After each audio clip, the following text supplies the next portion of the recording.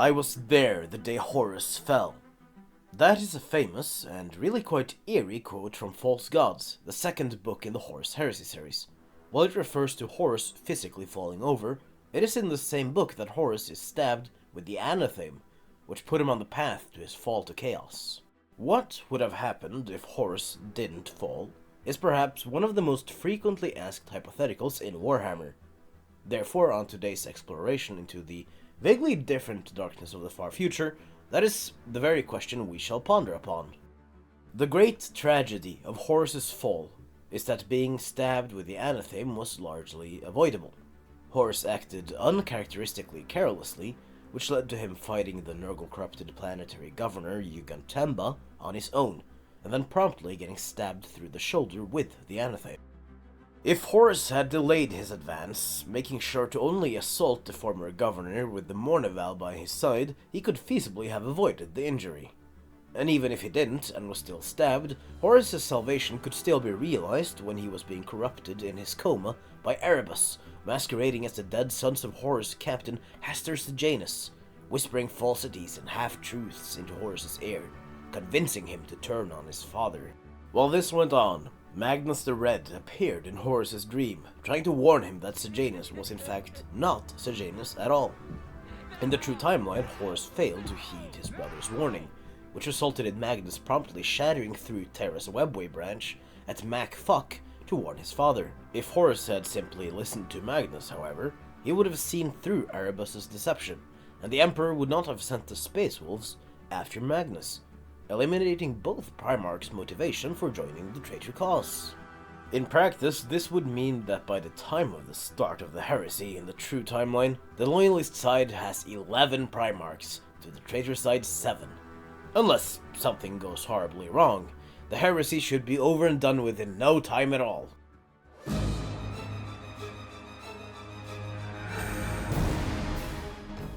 First Commander Marius Gage of the Ultramarines stood up. The action required considerable effort, more so than what was common for a Space Marine. He tried to rub his face, but was for some reason unable to. He quickly snapped back to reality, realizing to his horror that his right arm was gone at the shoulder. Still dazed, he looked around. His brothers, clad in the blue of Macragge, laid strewn about, as if tossed around like dolls at the mercy of a vengeful child. A bit further away, he saw his father, Robuta Gillivan, the Avenging Son, seemingly fighting Mortarion, Primarch of the Death Guard. For the first and last time in his life, Marius Gage was completely dumbfounded. A mere second later, his Astartesian conditioning kicked in, and he swept aside all concerns that weren't key to the current situation. He unsheathed his power sword and charged to his father's aid, plunging the sword deep into Mortarion's side, before the Primarch promptly turned and cut him in two at the waist with the gargantuan war scythe Silence. But let's not get ahead of ourselves. A step back to explain how the situation where First Commander Gage found himself in happened might be useful. Years before, realizing that their plan to turn Horus to their side had failed, Erebus and Lorgar would turn to less direct methods to achieve their goals. Instead of purging the loyalist elements of the freshly converted traitor legions at Istvan III, Erebus, influenced by his Chaos Masters, hatched a plan to covertly consolidate the traitor legions over a period of a few years, much like the Wordbearers did to themselves in the true timeline. A few years later, there would be virtually no loyalist elements left in the traitor legions. Famous loyalists among the traitor legions, like Sol Tarvitz, Nathaniel Garrow, and Endred Har, would by this time all have been silently killed off, or are consigned to the cause of their treacherous fathers. The traitors would surely have tried to corrupt more of the loyalist Primarchs during this period as well, but I don't really see this happening.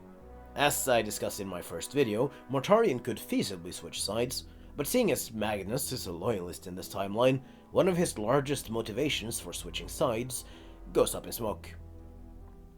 Meanwhile, at Terra, the Imperial Palace would be considerably more fortified, as Rogel Dorn, the Emperor's Praetorian, was tasked with sprucing up the place, at the same time as Horus was made War Master and the Emperor withdrew to Terra to dedicate his time to self-care and his hobbies, like building a webway network.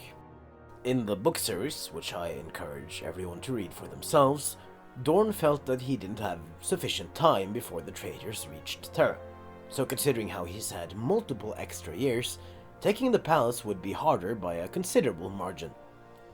With this in mind, the traitor war plan would have to be even more successful in the opening months than in the true timeline, something that is hard to pull off considering the monumental success of the Istvan V dropsite massacre and the sheer impact of the Ruin Storm. A masterstroke of a plan is what they need, so a masterstroke of a plan is what they make. Obviously, the plan would be rather similar, but the scale would be different from the one we know in the novels. The plan is simple and familiar, but still more than effective. A seemingly exasperated Fulgrim sends the call to War Master Horus, claiming that he was betrayed by his brothers Angron and Lorgar, after Fulgrim discovered that Lorgar was trying to influence the Emperor's children into rebelling against the Imperium. Fulgrim tells that the Word-Bearers and World-Eaters are in open rebellion, and has swayed billions of Imperial army soldiers and multiple Titan legions to their side, staging a full campaign to destroy Fulgrim from the now mostly empty world of Ullanor. Fulgrim asks for all the Legionis Astartes reinforcements the War Master can spare. An enraged Horus readies his fleet for warp transit and commands all forces near his position to do the same. The table is set, the die is cast, and the Aurelian heresy is about to begin.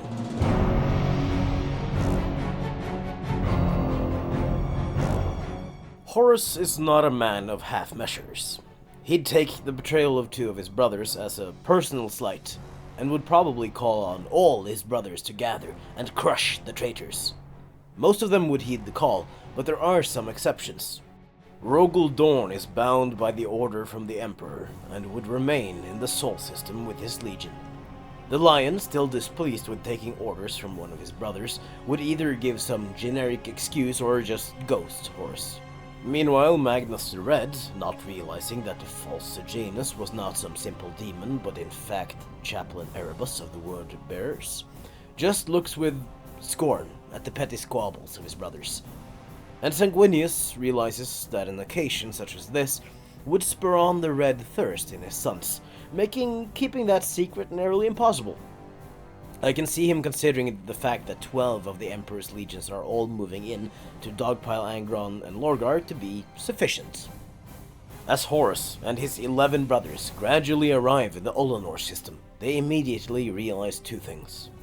That the system is seemingly completely void of Word-Bearer and World-Eater's fleet elements, and that the two legions on the surface are completely dug in, and will have to be fought up close and personal, step by agonizing step. And so, the War Master plots his assault. On the same plains as he was declared War Master years before, Horus Lupercal now launches his attack on the traitor positions. Tens of thousands of artillery pieces open fire, seemingly to little effect. The thunder of guns cease 2 days later, and the spearhead of armor and infantry advances. In the front, Horus leads the charge, along with Fulgrim, Jagadai Khan, and Leman Russ.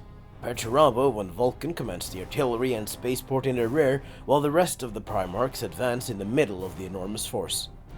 From Horus's view, the battle is going well. Casualties are low, and they're about to reach the outer trenches of the traitor fortress. Then, in the blink of an eye, everything devolves into chaos. Almost simultaneously, previously hidden artillery positions in and around the traitor positions open fire on the Loyalists in the middle, while what seems to be the entirety of the World-Eater's Legion, led by Angron himself, charge out directly towards the Loyalist line, closely followed by the elite of the Word-Bearers under the command of 1st Captain Cor Ferron. In their rear, Iron Warriors kill the crews of the Salamanders' static guns and are reinforced by jump assault squads of the Alpha Legion and Night Lords to purge the backline of their Nocturnian cousins. The Iron Warriors then appropriate and use the guns of the Salamanders to open up at the Loyalists ahead of them. The Salamanders' Pyre Guard the most elite of their legion, engage with Perturabo's Iron Circle, allowing Vulcan and Perturabo to duke it out without much distraction. The sound of Vulcan's hammer hitting Perturabo again and again booms with the might of thunder, drowning even the symphony of the guns in its sheer brutal volume. Perturabo holds his own, but is overcome by Vulcan's despair-fueled rage and fails to evade the final strike of Vulcan's hammer, Dawnbreaker, which he brings down with all the fury he can muster, and turns Perturabo's head into fine Olympian mush. The first of the 18 has fallen. The traitors around, finishing off the last of the salamanders, promptly fire upon the Primarch of the 18th, seemingly killing him. Upon seeing him resurrected a few moments later, they would eventually manage to disarm him, finally capturing Vulcan. Meanwhile, in the front, other duels of vital importance take place. As the World Eaters engage with the White Scars, their Primarch Angron tears through their ranks like a hot knife through butter. By this point, millions of regular humans and tens of thousands of Astartes would already have been killed in the most brutal ways possible, drawing the gaze of the Blood God. Between Angron's endless carnage and Lorgar and his chaplains performing rituals inside their fortress, the Red Angel goes through a metamorphosis. With a flash of light and a furious roar, Angron's body distends and stretches unnaturally, with claws protruding from his bones and wings sprouting from his back. With a massive crash, the Demon Primarch enters the fray again, with a drastically increased number of kills per minute. Spotting Jagatai Khan, Angron barrels towards him, an unstoppable force moving through an ocean of immovable objects. The Khan of Khans is, as we know, a brilliant duelist and an excellent fighter, but skill and speed only takes you so far in the face of a murderous mountain of flesh and blood. Holding his long for as long as he can, and dealing multiple blows to the Red Angel that would otherwise kill any other man, eventually the Great Khan is overwhelmed, and is unceremoniously butchered.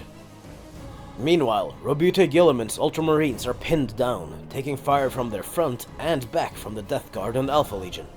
Though just a few hundred meters away from the Khan, Guilliman might as well have been on the other side of the planet. He shouts in pain as he sees his brother torn apart by the monstrous Angron. As he watches on in horror, a storm of bolter fire hits Guilliman, most of which is absorbed by the Primarch's honor guard, but he is hit and wounded regardless. Staggered from his wounds, the Primarch of the 13th nearly fails to dodge the enormous war scythe that would have otherwise taken his head clean off.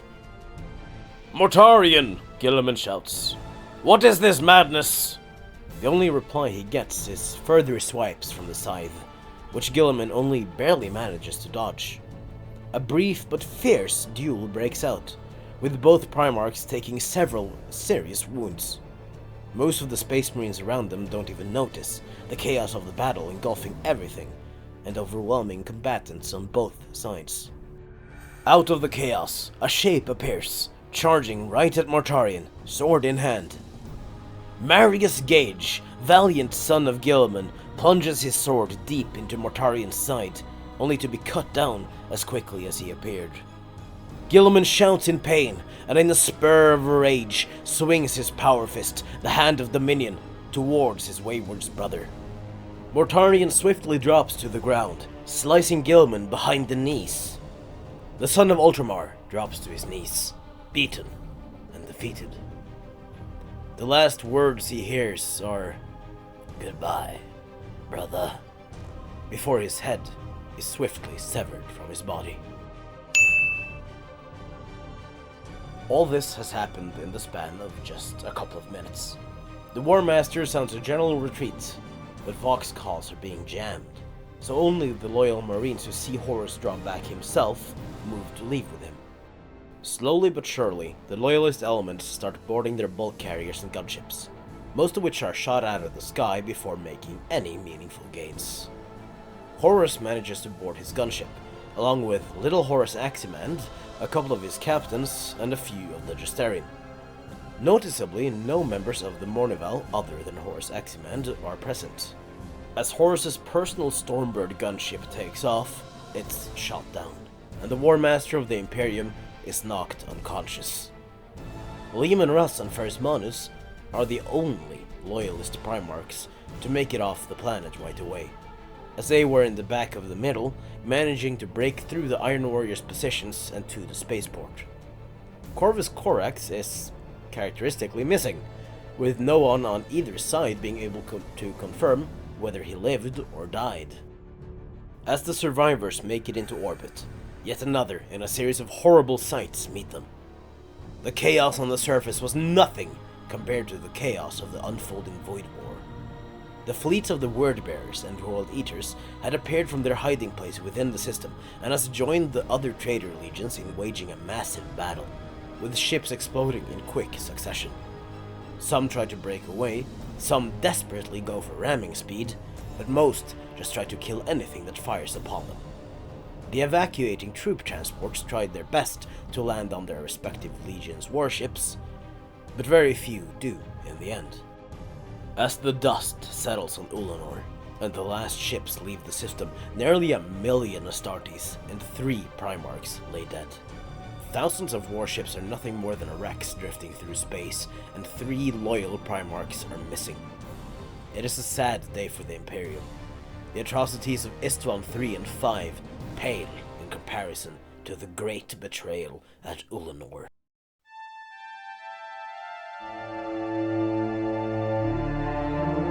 As we know, in the books, the traitor legions took their time, splitting the Imperium in two with the Ruin Storm. They then invaded and besieged hundreds of the more vital systems, and ended by bearing down on Terra. This process took several years, allowing the Loyalists to consolidate their forces, and the shattered legions to deal considerable damage through hit-and-run campaigns. Therefore, in this campaign, the traitor forces planned to only stop at a few key systems before proceeding directly to Terra, and then wipe out the stragglers of the Imperium after the Emperor is dead. Similarly to how Horus realized he had to go back to Moloch, where his father received the power of the gods, Lorgar is told the same by the dark whisperings of the Warp. But where Horus brought all his might to Moloch, Lorgar is unable, as the power structure of the traitor hosts is less centralized, with no clear leader or no War Master. Lorgar and Fulgrim would be the two prime candidates vying for leadership of the traitor effort. Unable to reach a conclusion, the two storm off to each their little side quest. Lorgar goes to Moloch, and Fulgrim takes his infamous trip to Aegidris, and drags Mortarion along in place of Perturabo. I'd like to explore all these events more closely too, but I am condensing well over 50 books into one hopefully 30-minute long video, so unfortunately we'll have to move right along.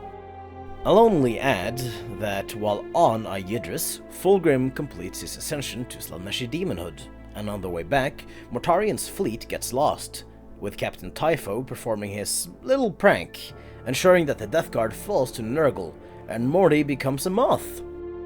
On Moloch, House Divine falls to chaos and starts a civil war, much like in the novel Vengeful Spirit.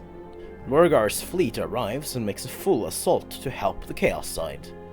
After, Lorgar steps into the cavern in the mountains of Moloch, where he, much like Horus in the true timeline and their father before them, is imbued with the power of all 4 Chaos Gods. He steps out, with a mace Worldbreaker, previously wielded by Horus, in his hands, radiating with the warp power. Lorgar feels stronger than ever before, possibly stronger than anyone ever before. His total devotion to the Pantheon enables the gods of that realm not only to imbue him with more power than they ever did with Horus, but Lorgar also ascends to demonhood, eviscerating most of what made him the man he once was. Now barely more than a puppet on a string, the reborn first champion of chaos is ready to march on Terra.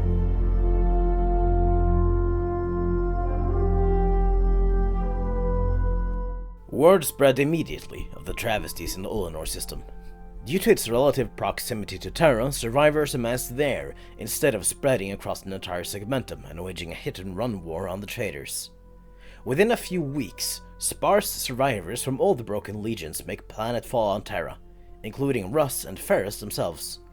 Eventually, the Thousand Sons, the Dark Angels, and the Blood Angels would arrive back home too, but I can see the young and still arrogant Lionel Johnson charge straight out of the system almost as soon as he arrived, intending to kill the bad guy himself, probably borrowing the Dionysian spear, much like Lehman Russ did in the true timeline.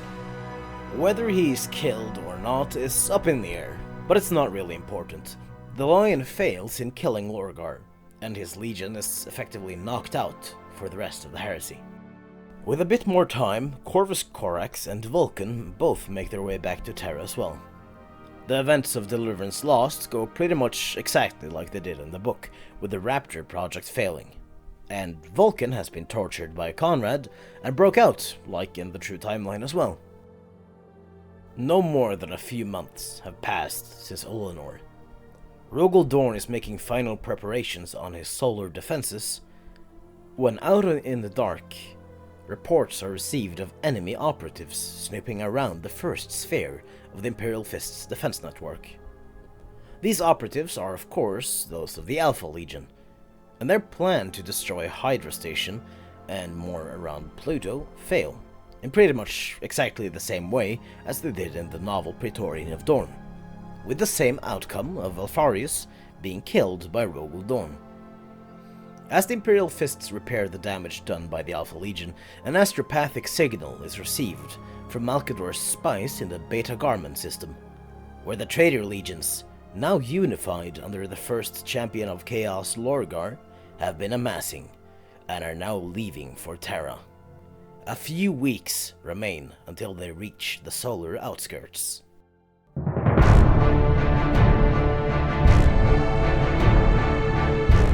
Simultaneous assaults hit the solar defense spheres from multiple different Mandeville points, and both the Sol System's warp gates.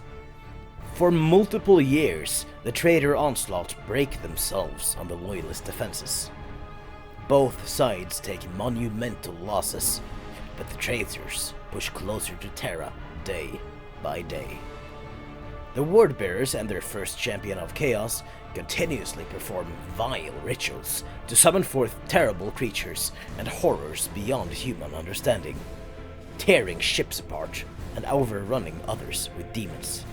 Eventually, all surviving Loyalist vessels are called back and into hiding among the rings of Jupiter, conceding void superiority to the traitors, at least until the Emperor calls upon them anew. As Magnus the Red never broke through the Webway Gate, the Emperor is still not bound to the throne permanently, and can therefore fight personally. So when the traitors make planetfall, the Emperor is right there beside his remaining loyal sons, defending the palace.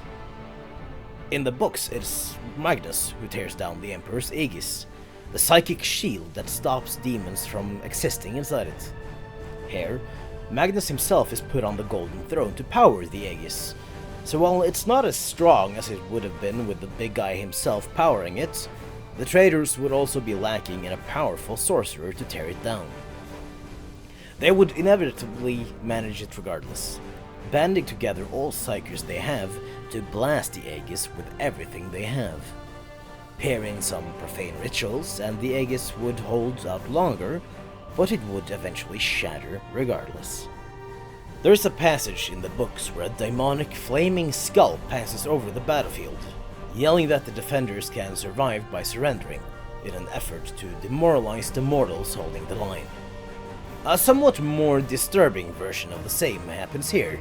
The Vox jammers are disabled and a transmission is sent out on all frequencies.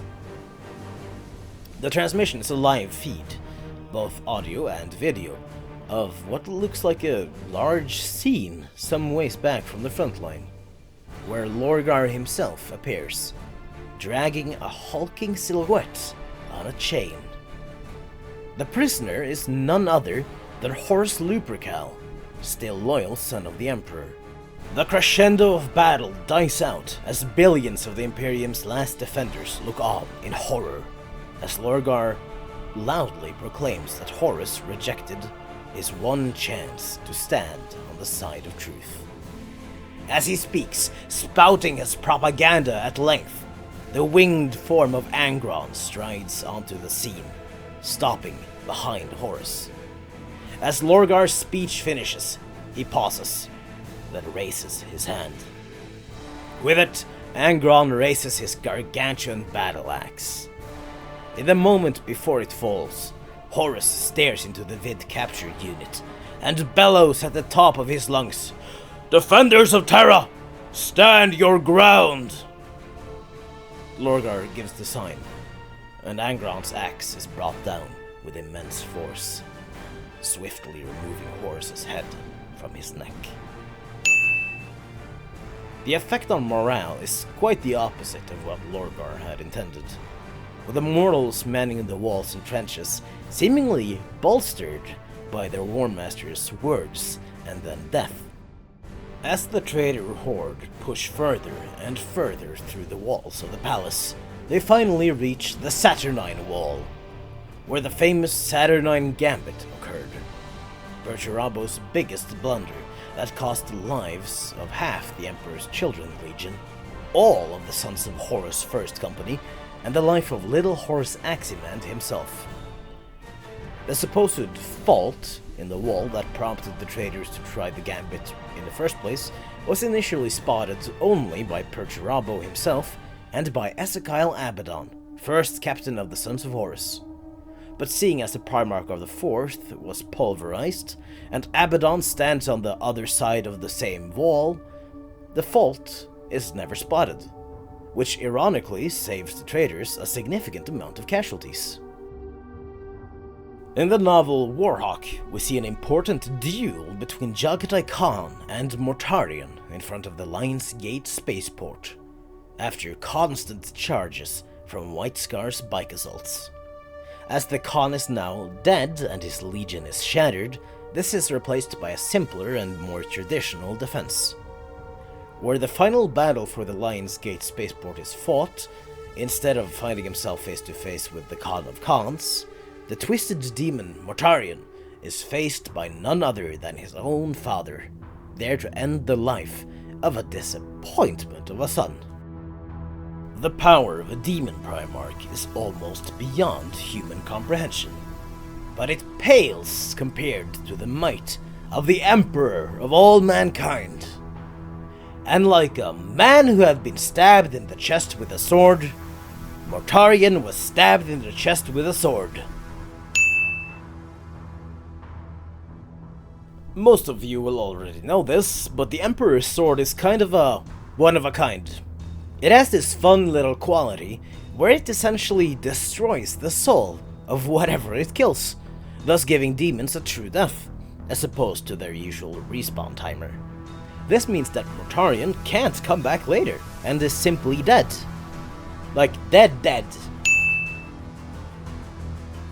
Obviously I am oversimplifying the siege quite a lot here, but the last few days or weeks of it are covered by something like 12 novels, so it's kinda inevitable. Anyway, then the Emperor killed Lorgar, and they all lived happily ever after. Remember to like and subscribe if you liked the video, and I'll see you next time!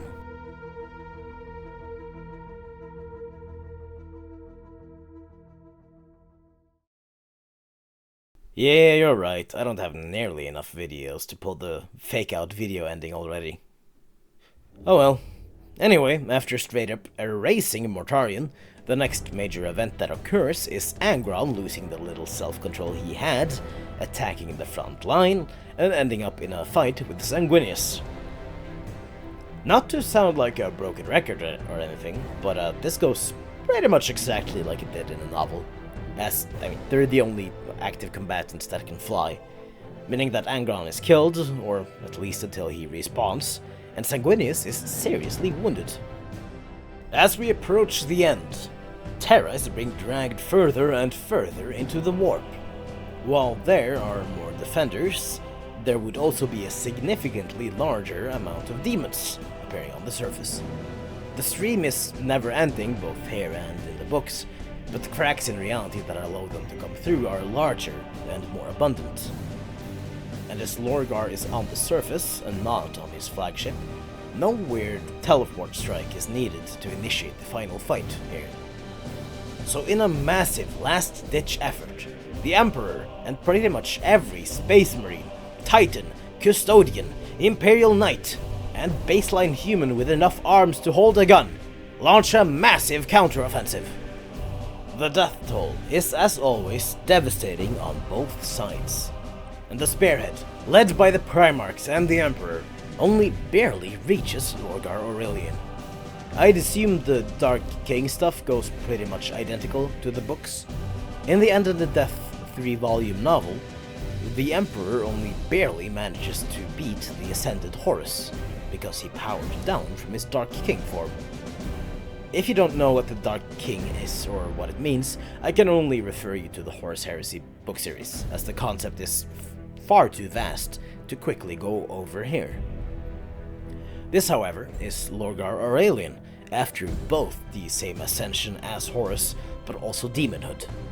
The Emperor realizes he has essentially no chance to win by himself. Therefore, he doesn't fight Lorgar alone, but is joined by all his remaining sons, with the exception of Magnus, who's the dedicated benchwarmer. And so, in a cataclysmic showdown, the Emperor of Mankind, Rogul Pharasmanes, Sanguinius, Vulcan, Lemanrus, and Corvus Corax attack their twisted brother together.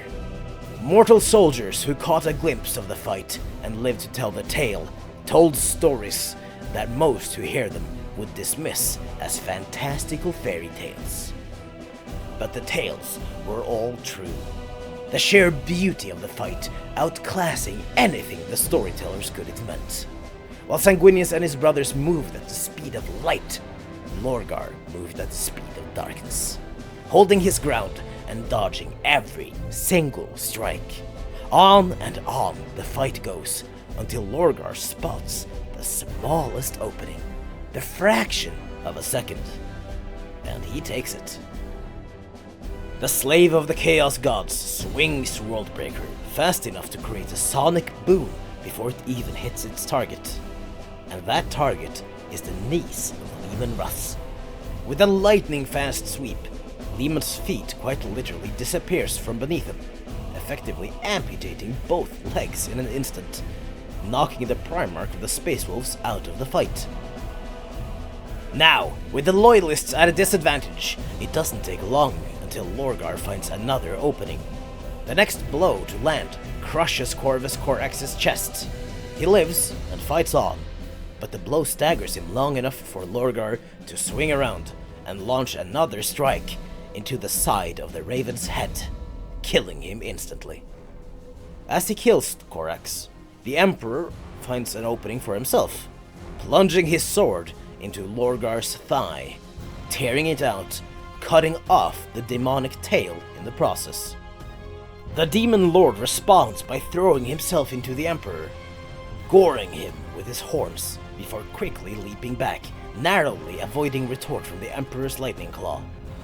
The next moments see the Emperor and his wayward son bashing into each other, both dealing massive damage. The Emperor looks visibly wounded, half his face gone from being smashed with the mace. Without warning, Lorgar pulls out the Anatheme from a pocket in reality and plunges it into the Emperor's chest. The Emperor, beloved by all, falls to the ground. Alive, but only barely.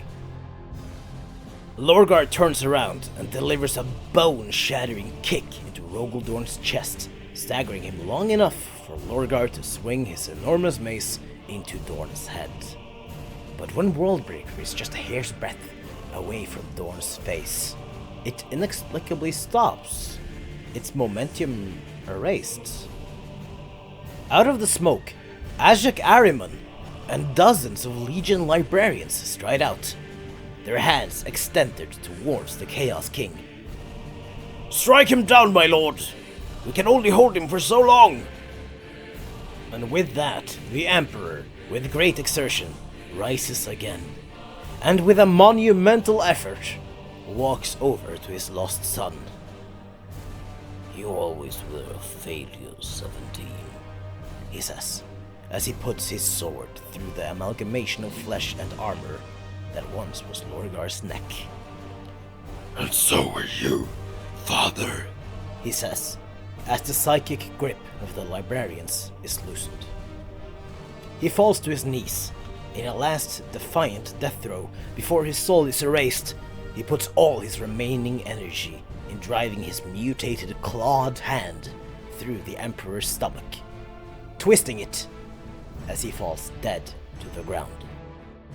The Emperor, realizing his time has come, falls to the ground next to his slain son, only able to whisper a single sentence to his last few sons before expiring.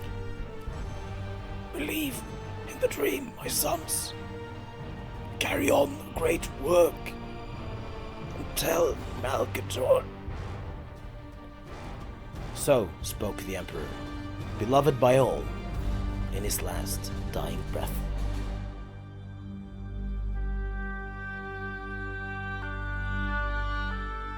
The psychic backwash of both the Emperor and the Chaos Champion dying, almost in the same moment, creates a wave felt keenly across Terra. All around the planet, demons cease to be. The Aegis, powered by Magnus, rises again, and Malcador the Sigillite cries. He cries for the loss humanity has faced, and he cries for his friend. He now rules mankind, at least for a time. As humanity licks its wounds, he has Sanguinius crowned as new emperor. But the position is largely symbolic, with all true administrative power in the hands of a new High Council of Humanity. A council with the Lord Regent of the Imperium, the seat naturally occupied by Malcador, at its head. Other notable members include the occupant of the Golden Throne, Magnus the Red, the Fabricator General of Mars, Kelbor Hal, and the newly crowned War Master of the Imperium, Rogul Dorn. In the wake of the catastrophic failure to capture Terra, barely any traitors make it off the surface. A few thousand of each traitor legion escape the system, running off to the Eye of Terror to plot their return. Conrad Curse is hilariously killed by a Calidus assassin as he tries to make his way off of Terra, meaning that the only two traitor Primarchs to survive are Fulgrim and Angron. A few years earlier, over 2 million Space Marines crusaded across the galaxy. Now, between the 18 legions, less than 100,000 in total survived the heresy. They become an increasingly niche part of the Imperium's military structure, with the Lord Regent focusing more on having a sizable army of mortal troops and Titan legios to throw against the enemies of mankind. 10 millennia later, periodic raids from Chaos warbands occur, but never as more of a nuisance to the Imperium. And the 18 loyal legions still serve as the elite spear tip to deploy against the most dangerous enemies of mankind. Ironically, humanity is probably better off in this reality, as the imperial cult that took power in the Imperium just a few centuries after the heresy in the true timeline would never have had that chance with Malcador's ever-watchful eye upon them, meaning the ecclesiarchy holds no real power. That being said, it's not exactly a high bar, and existence is, for most, full of danger and despair, even in the vaguely different darkness of the far future. I really have to find some way to normalize the length I make these videos at. As I'm sitting here now, writing the script, I'm currently on page 12, just of pure text. There's no way this is gonna be less than half an hour long. Still though, it was really hard to limit myself on such a broad topic, and a topic I personally find really fun to explore as well. Well, I guess I really should wrap this up, but I just have to say that this video has thus far taken a lot of effort, And I'm sure it'll take a lot more as I record and edit it. So I would really appreciate it if you did, the YouTube pleasantries with the subscribe button and the thumbs up button and all that stuff. Anyway, I hope you enjoyed your stay, and I hope to see you again soon.